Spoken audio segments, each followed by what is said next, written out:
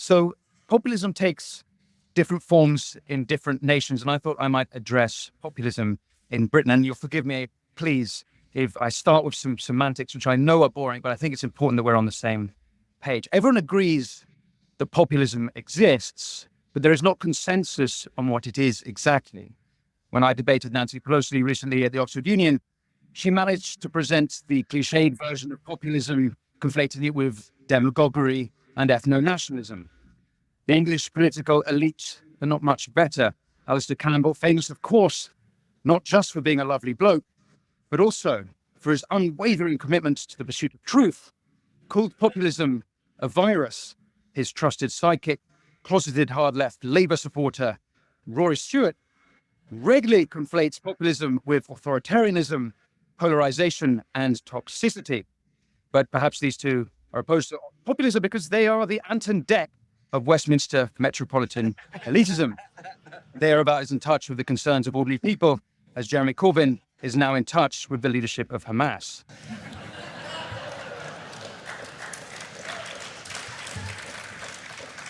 Populism is the politics of ordinary people in contention with an elite. And that's why I agree with Claire when she says it's not a right or a left thing, or rather it can take right or left forms.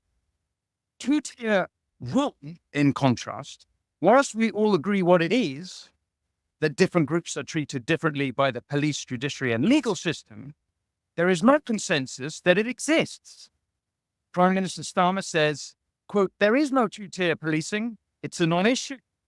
Even former Conservative Home Secretary Priti Patel denies that there is two-tier policing. So let me make the case that it exists. Two-tier rule is, this week, Lucy Connolly, wife of a Conservative councillor, being sentenced to 2.5 years for racist tweets that were deemed to be inciting violence at the time of the English riots. The same judge had sentenced a Sikh named Antonio Boparan to 18 months for killing a girl in a car accident when he was driving 80 miles an hour in 30. Boparan served only 8 months. Two-tier rule is 400 people charged after the English riots. Meanwhile, Mohammed Hassan, caught on CCTV beating 3 Asian women in Bradford. He was given a 6-month suspended sentence in August. Two-tier rule is Richard Williams, sentenced to 3 months in prison for a derogatory Facebook post during the riots. But the charges against the men driving around London in 2022 shouting from megaphones, "Fuck the Jews, fuck all of them, fuck their mothers, fuck their daughters, and show your support for Palestine," those men were not charged. Two-tier rule is this week Adam Smith Connor, criminally convicted for praying outside an abortion clinic, but no such legal proceedings for those praying on their knees towards Mecca, jubilantly chanting Allah Akbar in celebration outside the Israel Embassy in Kensington on October 8, 2023. Two-tier rule is Keir Starmer holding a press conference to announce a new national violent disorder program following the English riots, for making no such address to the nation following the violent riots in Hare Hills, Whitechapel, Rochdale, Southend, the violence and crime at Notting Hill Carnival, nor indeed after the Southport killing itself, which was more heinous than any of the riots that it inspired. But is populism a response to two-tier rule? Well, I need only remind you of the grooming gangs scandal.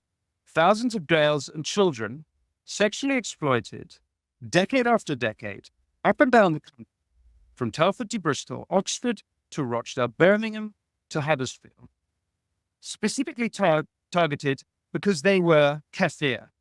And perpetrators, predominantly of South Asian heritage, often left off the hook because of their ethnicity. Police, media, and politicians too cowardly to act, lest they be called racist. That scandal, no doubt, influenced the English riots, or the spirit that animated the riots. Those riots were openly hostile to Islam, despite the killer not being Muslim. Just as a specific predator from an asylum refuge, inspired the 2023 Knowsley riots in Liverpool when he made advances on a young teenage girl. It has no doubt influenced Tommy Robinson, leader of the Patriot marches, a populist movement whose own cousin was a victim of the grooming gangs.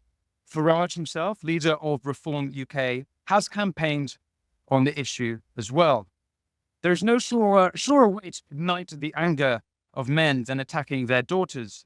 That anger quickly became populist and anti-elite when it became obvious just how badly the elites had failed to deal with those crimes. Politicians, you'll remember Sarah Champion, who was made to quit the Labour front bench in 2017 after her Sun article on the issue of the grooming gangs.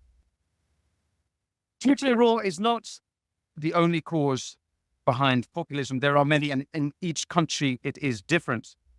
But two-tier rule, and specifically the grooming gang scandal, might be the most egregious reason behind populism in Britain. Thank you.